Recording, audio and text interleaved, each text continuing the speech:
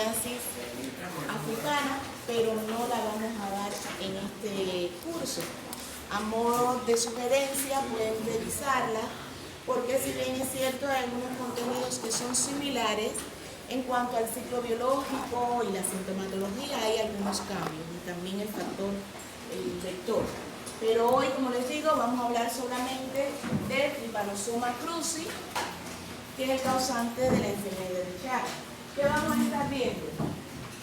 Las generalidades, las formas evolutivas del parásito, el ciclo de vida, la patogenia, las manifestaciones clínicas, diagnóstico y tratamiento. ¿Bien? Entonces, al concluir la clase, ustedes deberán ser capaces de dominar todo el contenido que hemos visto, que estaremos abordando. Comentarles que la enfermedad de Chagas o Trypanosomiasis americana es una parasitosis que es adquirida a través de la picadura de un vector que aquí muchos le llaman Chirimacha, no sé si lo han oído escuchar. Es un vector que gusta mucho de las zonas rurales, sobre todo lo vamos a encontrar en aquellas casas que tienen techos de paja o cuyas paredes no tienen el terminado. Ellos tienden a esconderse en las ranuras, en estas paredes, y es un vector que tiende sobre todo a picar durante la noche.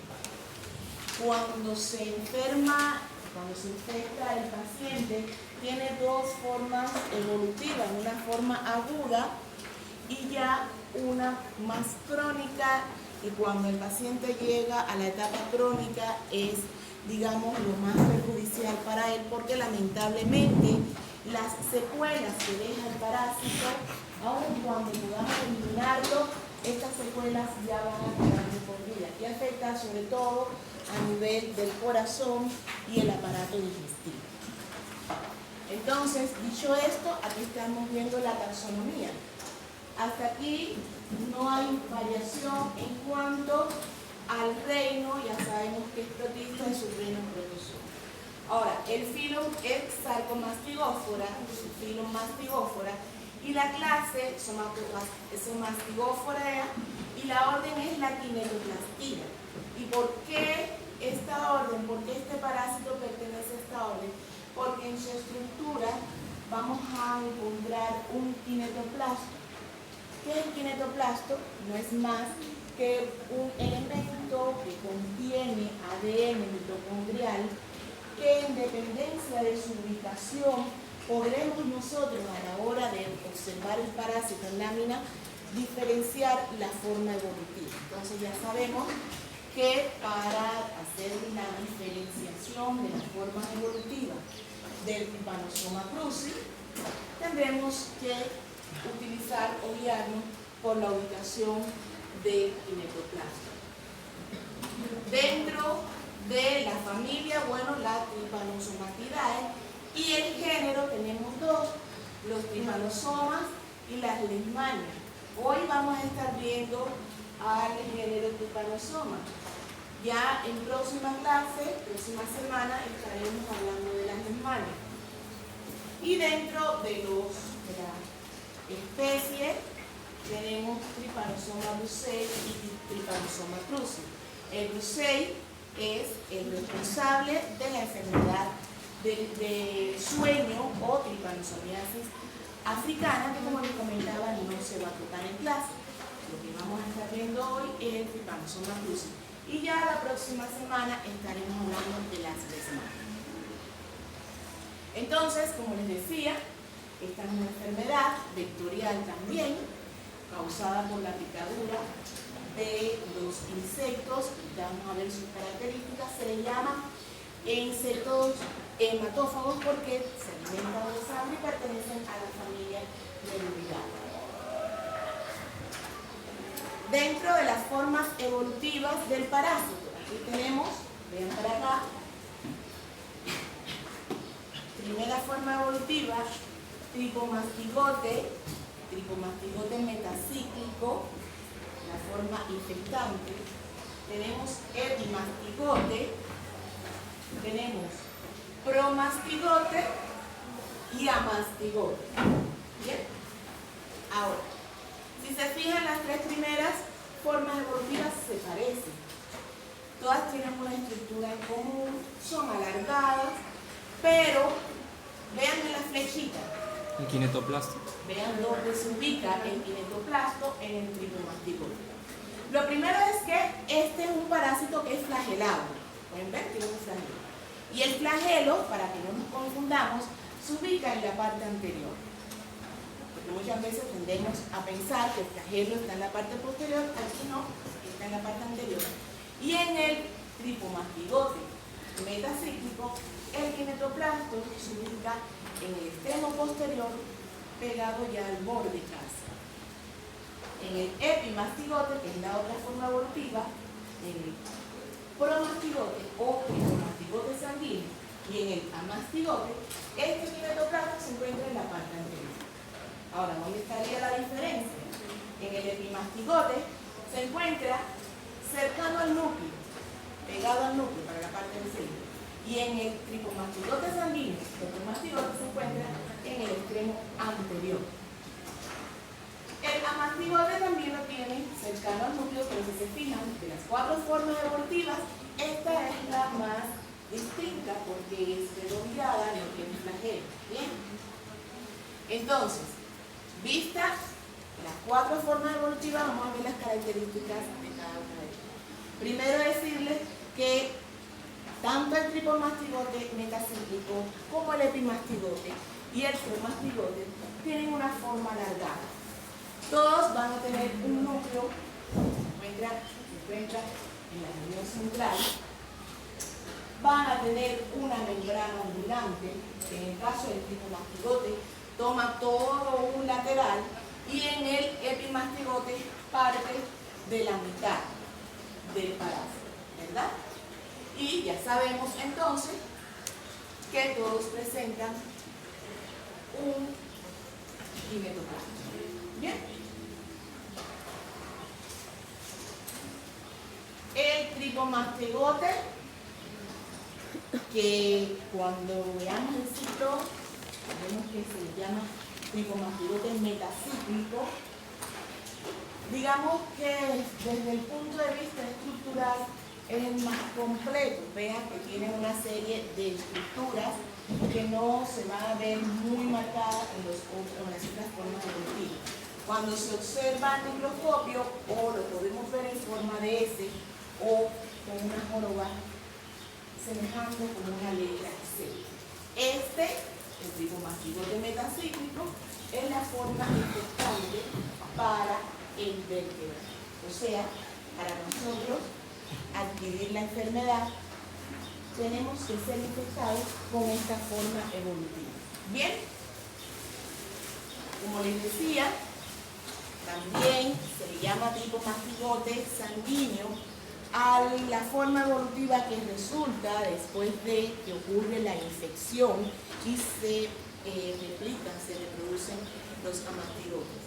Entonces ya sabemos que tenemos dos formas similares, que es el tripomastigote metacíclico, que acabamos de ver, y el tripomastigote sanguíneo. Ahora, el epimastigote. Recuerden que el epimastigote también es alargado, pero la membrana ondulante no toma todo el cuerpo.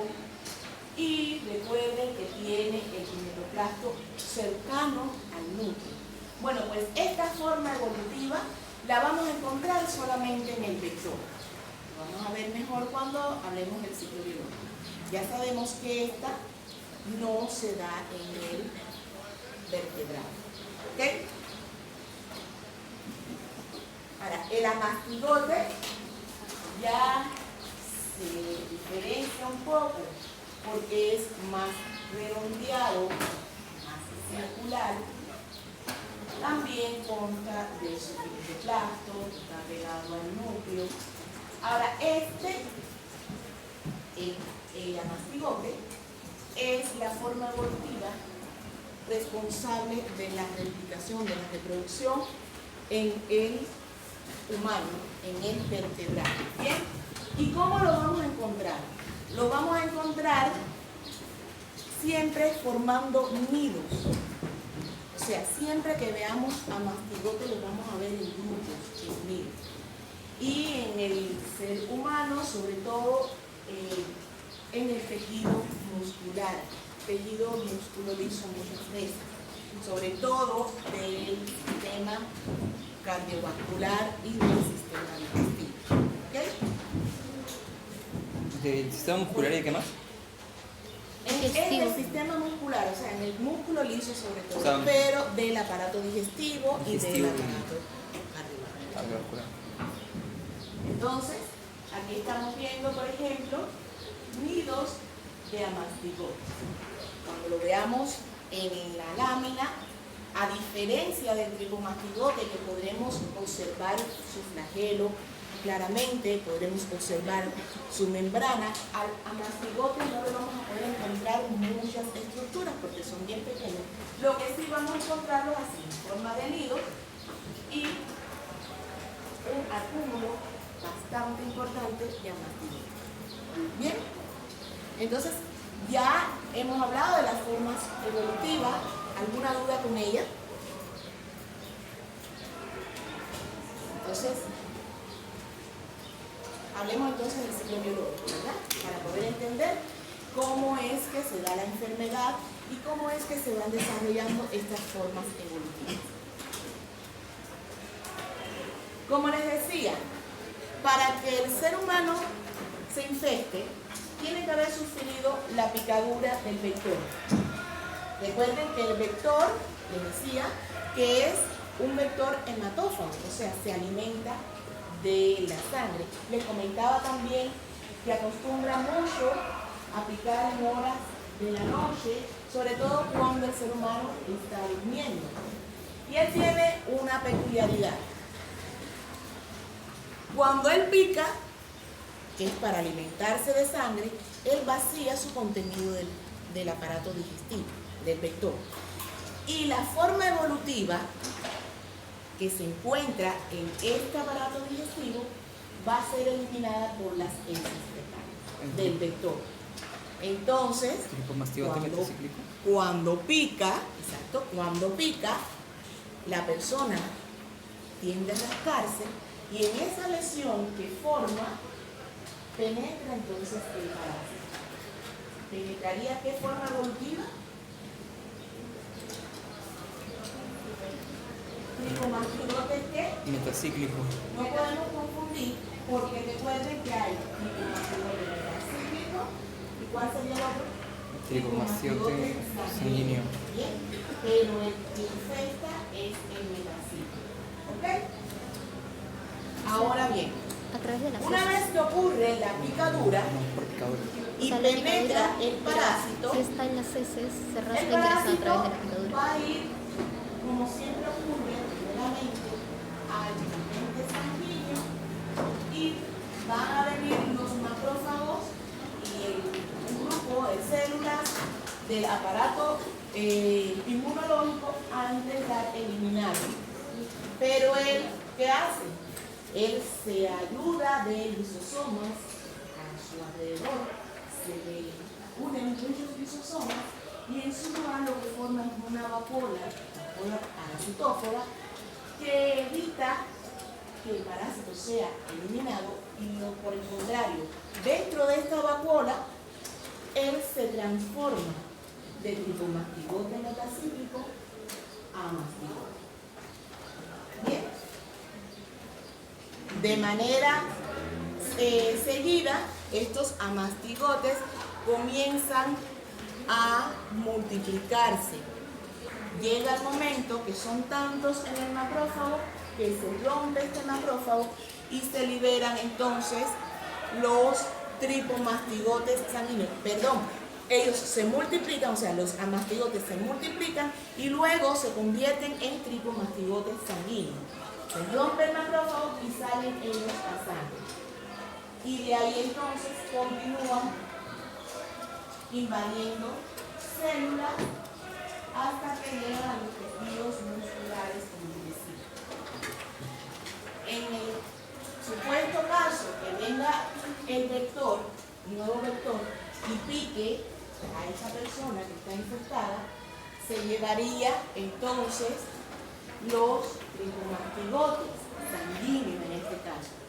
Es decir, ya sabemos que para el vector la forma infectante es el tricomastigote sanguíneo. ¿Bien? En el aparato hay una etapa de transición del tricomastigote antes de convertirse en epimastigote que se le llama esferomastigote.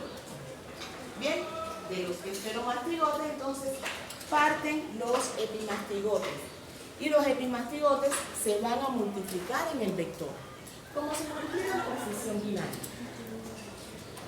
Luego van al tubo digestivo, como les decía, del vector y se vuelven a convertir en tricomastigote metacíclico para seguir el ciclo en caso de que piquen a una nueva persona. Entonces, ¿qué tenemos que saber? Primero, la forma infectante para el humano es la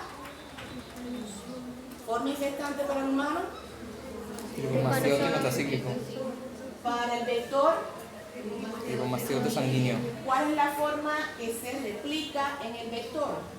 Epimastigote. Y en el humano, Amastigote. Amastigote. el amastigote. El amastigote siempre lo vamos a encontrar, recuerden, intracelular. Bien, el tricomastigote sanguíneo es libre, pero el amastigote siempre va a estar intracelular. Lo otro que tenemos que tener en cuenta entonces es que en el vector nunca vamos a hallar un amastigote. ¿Es o no es? Vean el ciclo. ¿Podremos encontrar algún amastigote en el vector? No. ¿Y algún epimastigote aquí? Entonces, este es el ciclo. ¿Alguna duda con él? Bastante sencillo en comparación con otros que hemos visto, ¿verdad? Ya después que entendemos otros ciclos biológicos, nos es relativamente fácil comprender esto. Ahora, ya les decía que este parásito, para evitar ser eliminado, se ayuda, penetra en la célula y se ayuda de este lisosoma para tomar la vacuna. Sin embargo, también tenemos ciertos factores de virulencia que van a permitir que el parásito pueda penetrar a la célula. Y vean los factores de virulencia. Primero, para poderse unir a la matriz extracelular, utiliza ciertas moléculas como la GP85, triansalidasa o penetrina, ¿verdad? Luego, produce una hidrólisis del colágeno, como a través de la enzima TC80. Después que ya ha roto, ya se encuentra pegadito a la célula, se puede unir por la GP85 y una vez dentro de la célula comienza a liberar la cruciparina. La cruciparina que produce incremento de los niveles de calcio y es la responsable, o sea, la cruciparina es la enzima fundamental para que se desarrolle toda la patogenia del parásito, para que él pueda luego desestabilizar y poder romper la célula y posteriormente multiplicarse. ¿Qué es lo que estamos viendo aquí entonces? Es una vez penetrado el parásito, cómo forma la vacuola parasitófaga y ya luego dentro de la célula se transforma de tricomastigote metacíclico a mastigote. ¿Ok? ¿Alguna duda con todo esto? Bastante facilito, ¿verdad? Bien. Además de la picadura del vector, también en este parásito podemos ver formas de transmisión sanguínea. En general, si se fijan, todos aquellos parásitos que lo podemos encontrar en sangre, va a haber la posibilidad o de que sea transmitido a nivel de la placenta, o que sí por una transfusión sanguínea o por, digamos, un trasplante, pueda el paciente adquirir el parásito. La única diferencia aquí, por ejemplo, es, vea, el periodo de incubación. Cuando se da la enfermedad por una picadura del vector, entre 5 y 15 días máximo ya el paciente va a comenzar a sentir síntomas. Pero si se adquiere ya sea por vía transfusional o por trasplante, dura un poquito más. Eso entre un mes y 10 días aproximadamente. En lo que es la transmisión vertical, bueno, ahí sí es más variable, no hay un periodo de incubación definido. Y si se diera por vía oral, que es mucho más claro, se habla de entre 3 y 22 días. ¿Ok? Este es el mecanismo, la forma de transmisión. Y aquí lo que estamos viendo es el vector. Ya les he dado algunas características del vector. Les decía que es un vector que le gusta mucho la zona rural, que se encuentra, digamos, en los marineros, entre las pajas, en las casas rurales que no tienen techo, digamos, de placas, de paja, entre las paredes, allí lo vamos a encontrar. Existen varios géneros. Está el Rhodnius prolixus, está el Prastomyus elrevis. Sin embargo, el triatoma es el más común que causa la enfermedad, porque vamos a ver la distribución que hay aquí en Perú. ¿Cuál es la diferencia fundamental? O sea, ¿cómo se pudiera, si te encuentras con un vector, decir, bueno, cuál de ellos es? Pudiéramos guiarnos por la ubicación de sus antenas, donde están insertadas. En el caso del prastomio lo tiene en la base del ganglio reticular. ¿Cómo se le llama? El triatoma lo tiene en la mitad y el otro, el Rhodnius, lo tiene en la punta. Pero igual eso no es que lo vayamos nosotros a aplicar mucho, solamente sería para conocimiento. Que sí tenemos que saber del vector, como les decía, su costumbre, dónde se ubica, porque a la hora de nosotros dar la prevención, tendríamos luego que orientar al paciente en cuanto a la prevención de la picadura, teniendo en cuenta, por ejemplo, que duerma con su mosquitero, que si va a viajar, no es de la zona, y va a viajar a estos lugares que esté pendiente, usar insecticidas, que no esté dentro de lo posible circulando sin protección en estas áreas rurales, fuera de la casa, sin mucha protección porque pudieran sufrir la picadura del mosquito. El vector, como casi todo, tiene un ciclo que va, primero se forman los huevos, luego se forman las ninfas, luego se forman las pupas y el adulto. Bien, esto tampoco es que nosotros vayamos a tener mucho uso, pero también por conocimiento.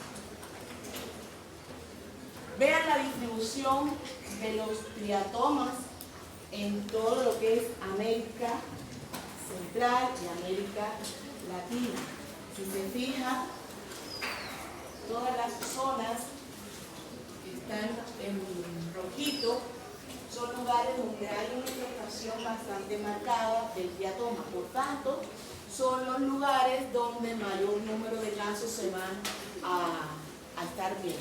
Por ejemplo, el triatoma infesta, como decía, es muy común aquí en Perú, pero también se puede ver en Argentina, en Bolivia, o sea, Brasil, todo lo que es Latinoamérica. Ya para Centroamérica y, digamos, la parte superior de América Latina tendremos entonces el Rhodnius prolixus. Al final, lo que tenemos también es que tener en cuenta que, si bien es cierto, son diferentes las distribuciones de los vectores, la enfermedad causante y el parásito va a ser el mismo. ¿Bien? En Perú, fíjense, hay una distribución también bastante marcada. Y de todas las especies que hay de triatomino, estos que les mencioné son los más comunes. El infestan, el Prastomyus elrevis y el Rhodnius prolixus. Ahora, el cuadro clínico que te da la enfermedad de Chagas. Vamos a tener una enfermedad de Chagas adquirida, la congénita y la forma especial del inmunosuprimiento. O sea, hasta ahora no hemos visto nada muy distinto a otras enfermedades parasitarias que se transmiten por vía vectorial, ¿verdad? ¿Dónde está el kit? La adquirida, a su vez, puede ser aguda, puede evolucionar a la cronicidad. ¿Cuál es la más, digamos, difícil de diagnosticar? La crónica. La aguda, ¿por qué no se diagnostica mucho? También porque hay un gran número de pacientes que llegan a ser asintomáticos. ¿Bien? La otra forma clínica aguda que se da por la presencia del chagoma de inoculación o el signo de Romaña es bastante característico. O sea, cuando se te presenta la enfermedad con todas sus manifestaciones, es fácil de diagnosticar en la fase aguda. No ocurre así en la fase crónica, porque en la fase crónica, como les decía, afecta sobre todo el sistema cardiovascular o el sistema digestivo, y muchas veces el paciente, el médico no tiende a pensar en la enfermedad y puede que se le vaya un poco. ¿Cómo evoluciona? Ya les decía, la mayoría van a ser asintomáticos. La forma aguda, que tiene una forma característica, que se la puede escribir ahora, o tiene una forma cardíaca sobre todo. Y luego hay un periodo de latencia, si esta enfermedad no se llega a diagnosticar, que puede durar incluso hasta 10 años, para que venga entonces a aparecer la cardiopatía o la afectación del sistema digestivo, ya, y en algunos casos también puede afectar el sistema renal. ¿Y por qué pasa? Les voy a explicar. Recuerden que los amastigotes se ubican en forma de nido, ¿dónde les dije? Músculo liso. En el músculo liso. Si se fijan, estos órganos, excepto el corazón, que tiene un músculo estriado, pero los otros, el sistema digestivo, está formado por este músculo liso. ¿Qué hacen? Imagínense el gran número de amastigotes por tiempo de tiempo multiplicándose, dañan la fibra del músculo liso y como resultado disminuye la consistencia y estos órganos tienden a agrandarse, ¿ya? Tienden a elongarse incluso en algunas ocasiones. Entonces, cuando tú estás viendo un paciente, que haces una radiografía, por ejemplo, puedes ver un megacolon, o sea, el colon muy ensanchado, o a nivel del sistema urinario, en el caso del sistema cardiovascular, te da una cardiomegalia que trae el traje con una insuficiencia cardíaca al final. Y por supuesto, si en este punto tú diagnosticas la enfermedad y pones tratamiento, ¿cómo pudieras prevenir entonces esta afectación del, ya que ha quedado, del músculo liso dañado? Es muy complejo. Si es un corto tramo, pudieras aplicar una cirugía. En algunos casos, muy, digamos, escueto, pudiera incluso llegar a hacer una reconstrucción. Pero si el daño es muy avanzado, es casi imposible. Entonces ya el paciente, a esta fecha, o sea, estoy hablando ya cuando llegas a una enfermedad de Chagas crónica, ya no puedes eliminarle su enfermedad porque sí, eliminaste el parásito, pero los síntomas, los signos, estas secuelas van a continuar. Entonces, las manifestaciones clínicas. ¿Cómo te va a llegar el paciente? Sobre todo se ven niños que llegan con un ojito muy inflamado, tan inflamado incluso que no lo pueden abrir, y con una picadura y el antecedente, por supuesto, de haber sufrido esta picadura, ¿ya? Además de eso, es un proceso infeccioso. Si es un proceso infeccioso, ¿qué más va a tener el paciente? Síntomas generales. ¿Cuáles? Fiebre, cefalea. Cefalea, pérdida de apetito, anorexia. Bien, y si la picadura, o sea, si el parásito no entró por la mucosa ocular y entró por una picadura en la piel, entonces tenemos esta gran induración inflamatoria que se le llama chagoma de inoculación, que es un gran enrojecimiento, es como una gran pápula muy dolorosa, edematosa, enrojecida, y acompañado de estas manifestaciones clínicas que les he mencionado. A esto se le suma la parte epidemiológica, o sea, de dónde viene el paciente, si durante el interrogatorio logran conocer que está la presencia del vector en la zona, o si de repente la misma madre o el adulto les habla de que sufrió una picadura, bueno, pues ahí es, como les digo, bastante fácil de diagnosticar. Si el paciente viene asintomático, a menos que haga un estudio de laboratorio, y así es como muchas veces se diagnostica, por un chequeo rutinario o de repente por alguna otra manifestación, porque hay unas formas agudas que a nivel ataca el corazón y te dan unos síntomas cardíacos. Si no es por esos síntomas, tú le indicas el examen, el paciente entonces pasa a un periodo de 5:46. donde aparentemente el paciente va a estar sano. Como decía, el periodo de latencia es bastante largo. Incluso hasta 10 años puede llegar a estar el paciente sin tener sintomatología, hasta que comienzan a aparecer ya los síntomas propios de la afectación cardíaca y la afectación del aparato digestivo. Por ejemplo, como que si viene ya una fase crónica, ¿qué síntomas creen ustedes que pudiera traer? Teniendo en cuenta esto que les he explicado.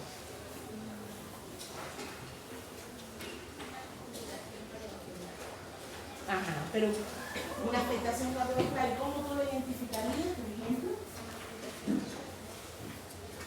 Sí, pero la afectación, pero sí. ¿Cómo qué te va a decir el paciente que puede sentir? ¿Qué tiene? El paciente puede decir, yo la tengo como una de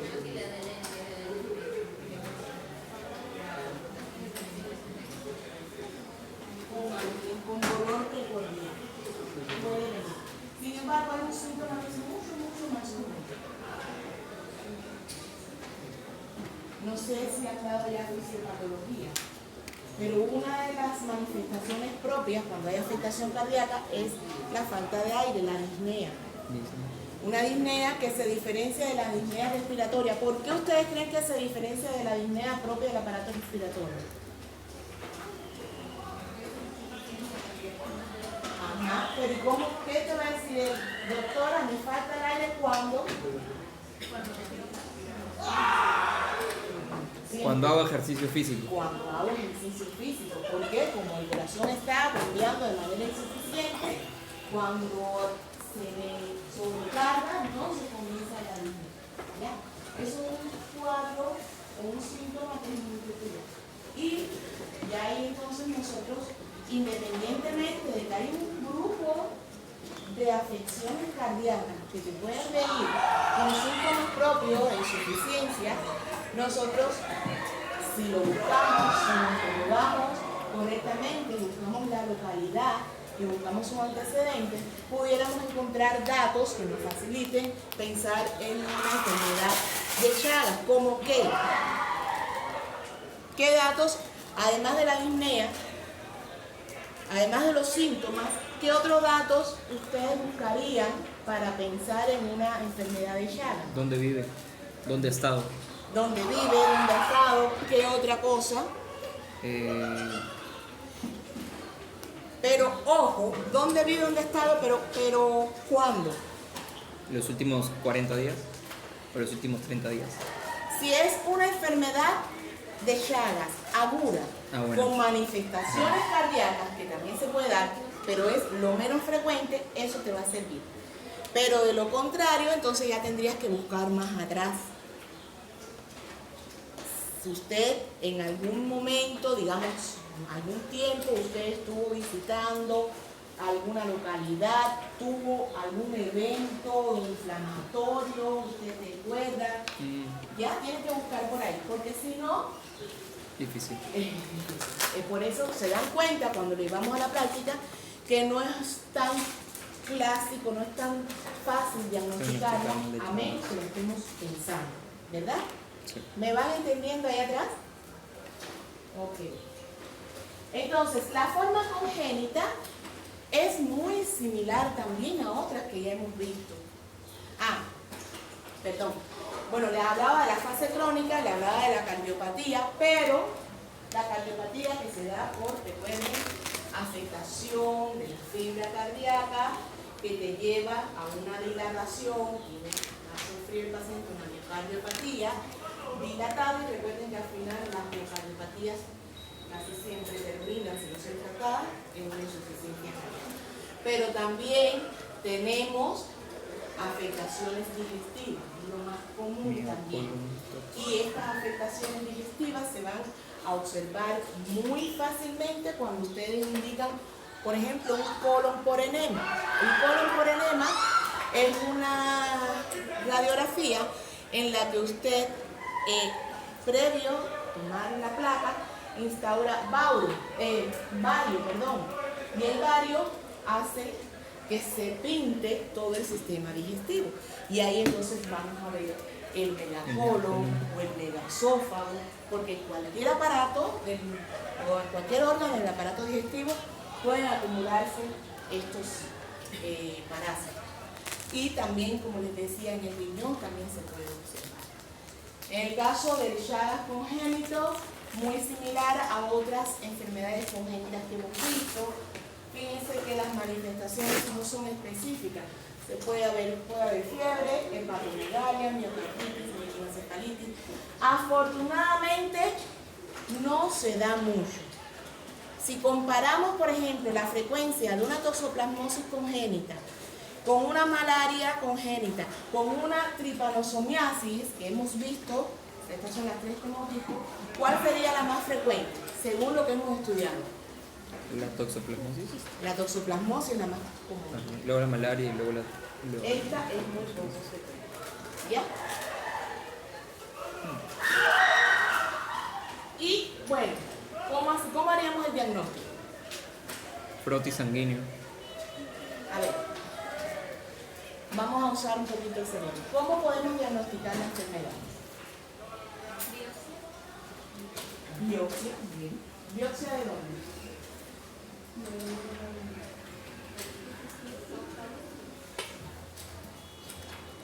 Eso más sería como para post-mortem. Sí, porque te imaginas. Sí, porque biopsia en corazón, colon, muy invasivo. Es bastante invasivo, ¿ya? Frotis. Ahora, si bien es cierto que ¿por qué no se descarta del todo? En medicina no son 4, siempre tenemos que irnos por lo más frecuente. Pero el parásito, aunque nos vamos a encontrar sobre todo en estos dos sistemas de órganos, fundamentalmente, también, como yo les decía, puede afectar otros órganos. Por ejemplo, si tú sospechas una enfermedad de Chagas crónica, en riñón, pudiera hacerlo, ¿ya?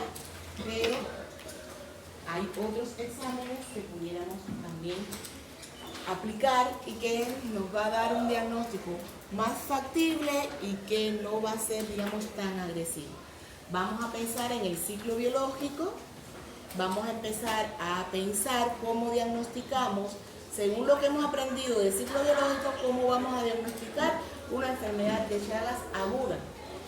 A ver. Por frotis sanguíneo. Gota gruesa.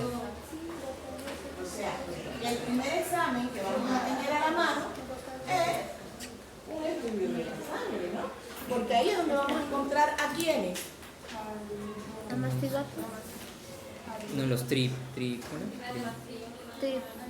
Tripomastigotes sanguíneos. A los tripomastigotes sanguíneos, que es precisamente lo que vamos a ver. Bien. Ahora, en caso de que se tomara, como bien dije la estudiante, una biopsia, puedes observar entonces a mastigotes. Sobre todo, ¿dónde? Pero la biopsia no sería en Sí, crónico sobre todo. En crónico, porque recuerden que cuando estamos en la fase aguda, puede que ya se esté formando en los tejidos, pero tú vas a hacer un frotis, entonces no es necesario llegar hasta donde está el órgano, tomar muestras, ¿ya? Y entonces, supongamos que estemos viendo los amastigotes, ¿en qué parte lo estaríamos viendo sobre todo? El músculo liso, ¿o dónde más? Por estriado. El músculo estriado, ¿de dónde? Del corazón. Del corazón también. Ah, y recuerden, según el ciclo biológico, que hay un momento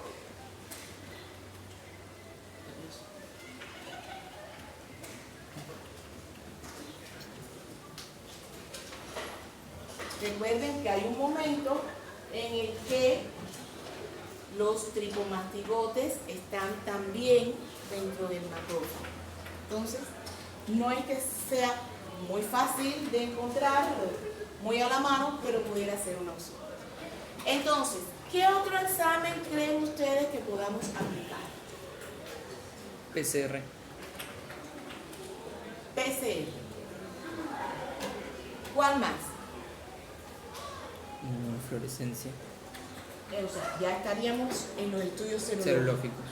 Y estos estudios serológicos son muy buenos, sobre todo cuando ya el paciente va evolucionando a su fase crónica, ¿ya? ELISA, PCR, inmunofluorescencia indirecta, fijación de complemento. Estos son los exámenes. Les voy a comentar de qué va. Es un poco agresivo, es el que les voy a explicar. Se trata de, si tú sospechas que este paciente está infectado, tienes un triatoma de laboratorio, tomas el triatoma, es el laboratorio, sabe que está limpio, y lo sometes a que lo pique el paciente. Y luego estudias al vector buscando ¿qué buscarías allí? Amastigotes. En el vector. No, epimastigotes. Epimastigotes. Entonces, ese es otro estudio que, por supuesto, para nosotros sería, digamos, no tenemos otra opción y es obligatorio, bueno, pero si no, no es muy factible. De todos los estudios que tenemos, fíjense, el PCR es, digamos, el más específico ¿Hay afinidad? según las 3 fases, ¿ya? Entonces, si lo tuviéramos a mano, sería lo ideal, ¿bien? El froti, muy bueno como les decía, en la fase aguda, la crónica. ¿Por qué creen que en la crónica no? Porque no lo detectaría en sangre. Porque en la crónica lo que vamos a encontrar son los amastigotes unidos, ¿verdad? Y para la congénita también es. Profesor, entonces PCR se podría decir que es la gold estándar. Para mí el PCR es la gold estándar. ¿Por qué no la aplicamos? Porque es cara. No la tenemos a mano, ¿ya? Entonces, ¿cuál sería la que nosotros utilizamos más? Los estudios serológicos, ¿ya?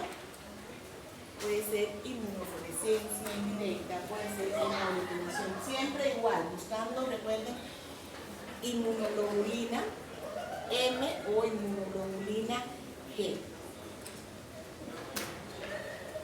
Ahora, tratamiento. Esto es un medicamento. Influtimox, Benzodiazol, nifurtimox. Miren, como les decía ahorita, lo fundamental es poder tratar la enfermedad en su fase aguda. Porque ya vimos que cuando llega la cronicidad ya no es muy, digamos, factible. Son medicamentos, comentarles, que son bastante fuertes, tienen bastantes efectos secundarios, ¿bien? Pero por supuesto cuando se valora riesgo-beneficio, por mucho hay que ponerlo, sobre todo en fase aguda. Vean indicaciones específicas, fase aguda, infección congénita. Si es un paciente joven, está en su fase crónica, igual tenemos que tratarlo. ¿Por qué?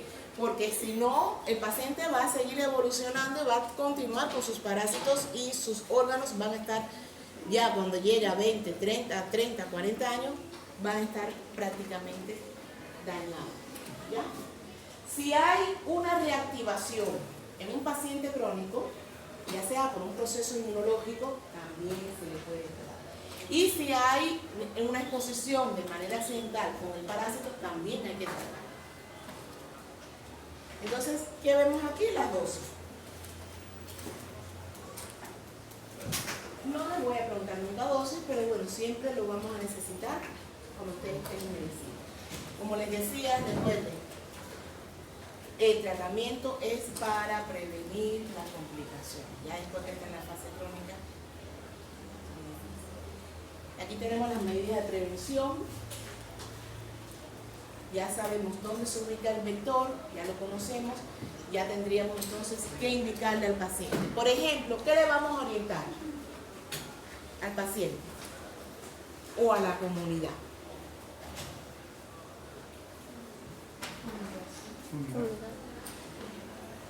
Fumigar, pero eso no lo vamos a indicar nosotros al paciente. Esa gestión la hacemos nosotros con la municipalidad, ¿verdad? Pero al paciente le tenemos que orientar que repelente, Insecticidas. ajá, importante que duerman con mosquitero. En las zonas estas rurales es necesario para su protección dormir con mosquitero, porque recuerden que es un parásito que pica sobre todo en la etapa, o sea, por las En la noches, noche. cuando el paciente está durmiendo. ¿Ya? Y entonces, por supuesto, todo lo que es la saneamiento ambiental, la fumigación, a todas las madres o las gestantes de esta zona hay que hacerle su seguimiento, hay que hacerle su estudio para prevenir la aparición de la infección. Bueno, esto ya lo habíamos visto ahorita, o sea, la distribución del parásito a nivel de Latinoamérica. Fíjense, toda Latinoamérica central, gran parte, sobre todo Brasil, Perú, Bolivia, Argentina, tiene enfermedad de Chagas. Y aquí, lo que es Tacna, Arequipa, Moquegua e Ica, digamos que son las regiones banderas. Bien, esto le pueden preguntar. Incluso fíjense que se le llama así región también por las iniciales de los lugares donde mayormente encontramos enfermedad. Estos son datos que están desactualizados, por eso no me gusta ponerlo, pero cuando entramos a la página del CDC, en la página del CDC Perú, esos mismos datos que vienen del 2020 lo podemos encontrar del 2022. Y si entramos, hay un dato curioso. Independientemente de que, como pudieron ver, es un parásito o un vector que está distribuido por muchas zonas de Perú, y según nuestro estudio, no se ha hecho un control vectorial efectivo, no han habido programas que estén encaminados a la disminución de la enfermedad. Sin embargo, cuando entramos a esta página, vemos que el reporte de casos es poco. ¿Por qué ustedes creen que sea?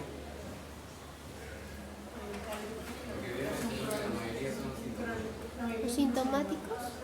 Porque ya vimos que la mayoría son asintomáticos y ya vieron también que el cuadro clínico en sí no te da un dato que te haga decir es una enfermedad ya, a menos que la sospeche, y lamentablemente no se sospecha. Cuando único si es llamativo, y cuando único tú dices sí, esto es Chagas, cuando te llega con el cuadro de agudo de fiebre, malestar y su chaboma de inoculación o su signo de romaña, pero eso ya vimos que no se presenta así. Entonces por eso es que realmente no se notifica. Y hay otro grupo que presentan el cuadro agudo y no van al médico, ¿ya? Y como ya vieron que evoluciona luego a la latencia y aparentemente el paciente ya está sano, bueno, pues se diagnostica ya cuando está crónico, pasado los años. Bien, ¿alguna duda? La próxima semana es el parcial práctico. No. La próxima semana. La semana 8. La próxima semana vamos a ver leishmaniasis, que es otra variante, o sea, otro parásito muy similar a la leishmaniasis. Aquí, bueno, ¿cuáles son las vías de transmisión de la enfermedad de Chagas? ¿En qué semana estamos? La principal, Estamos ¿cuál es? semana 6. La próxima semana es 7 y esto se toma con teoría. Las vías de transmisión. Por la picadura del vector. ¿Cuáles serían las otras? Sanguínea. Sanguínea. Cuando ustedes digan sanguínea, siempre especifiquen o por transfusiones, o por trasplantes, o la vía vertical, o de la manera accidental en el laboratorio. Y bueno, ¿cómo podemos prevenirla? Ya conocemos. Como les decía, ya no se toca el tema de la enfermedad del sueño, pero se las recomiendo porque es bastante común en la región de África. El vector de transmisión es una mosca, en este caso, la mosca CC, y lo que varía, o sea, hay alguna, en el ciclo biológico, alguna que otra cambio, pero lo fundamental es que en este caso el parásito se aloja sobre todo en el sistema nervioso, afecta mucho el sistema nervioso, la persona tiende a estar siempre muy decaída, además de todos los síntomas que ya conocemos. Esa se caracteriza sobre todo por mucho sueño, mucho decaimiento y las manifestaciones neurológicas. Entonces se la pueden estudiar para que tengan conocimiento también. ¿Alguna duda? Ok. Mañana no me traigan el uniforme. Mañana va a estar la profesora con ustedes. La otra profesora, me lo trae la próxima.